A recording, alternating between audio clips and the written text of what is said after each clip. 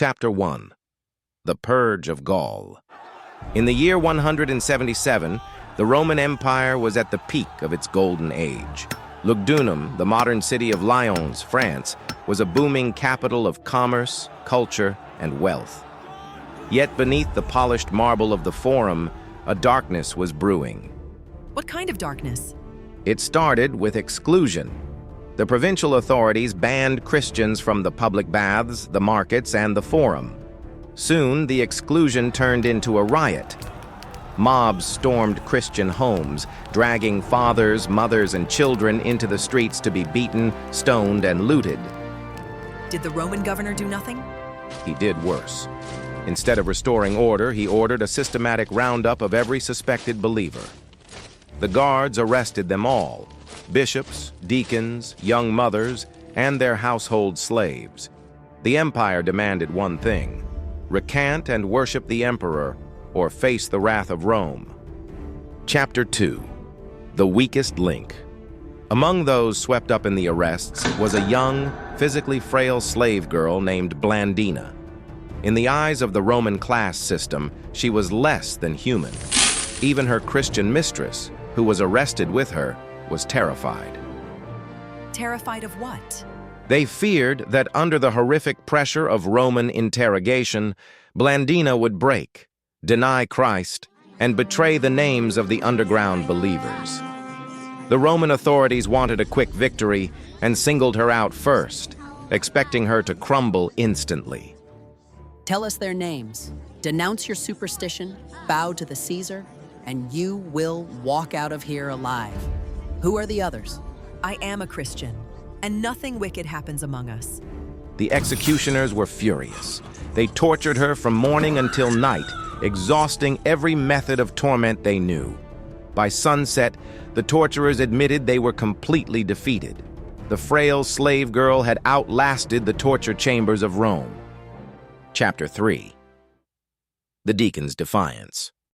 But the proconsul was determined to crush this stubborn movement. Next, they targeted Sanctus, a deacon from the nearby town of Vienne, believing a leader would surely break. They applied red-hot copper plates to the most sensitive parts of his body until his flesh was burned beyond recognition. Did he speak? What is your name? What city are you from? Are you a citizen or a slave? Speak. Christianus sum, I am a Christian. That was his only response. To every question, he simply repeated, I am a Christian. It was an absolute rejection of Rome's power to define him. The elderly Bishop Pothinus, 90 years old, was also beaten and died in prison, but the church refused to bow. Chapter 4. The Arena of Lugdunum. With the prison overflowing, the governor decided to turn the execution of the Christians into a public holiday. The massive stone amphitheater of Lyons was packed with thousands of shouting spectators. Blandina was brought out and hung from a wooden post in the center of the arena. Like a victim? The guards wanted to expose her to wild beasts, but as she hung there, the other Christians looked at her and saw something else. In her outstretched arms, they saw the image of Christ on the cross. The wild beasts approached her, sniffed the post, and walked away. Incredible. What did they do then? She was taken down and returned to prison, saved for another day, having brought hope to every prisoner. Chapter 5. The Final Sacrifice. The final day of the games arrived. Blandina was brought out one last time, alongside a 15-year-old boy named Ponticus. The crowd screamed for their blood, demanding they swear by the Roman gods. Blandina stood by the boy, encouraging him like a mother. Did the boy stand firm? Ponticus stood firm through every torment until he gasped his last breath. Then only Blandina remained. She had survived the whips, the wild beasts, and the red-hot iron chair. Finally, the guards wrapped her in a net and threw her before a wild bull. And she survived that too?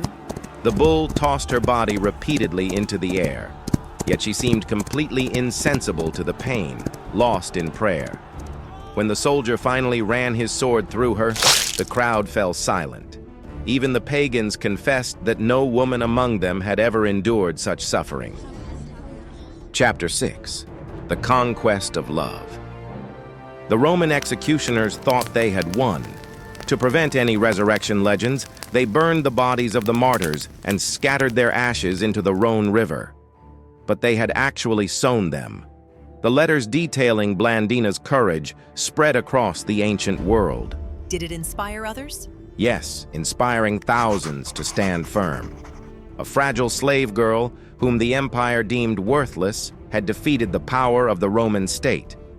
Within a few generations, the temples of the Caesar lay in ruins, while the faith Blandina died for conquered the hearts of the empire. So what are we building today? What are you building today that is worth standing for even when the world turns against you?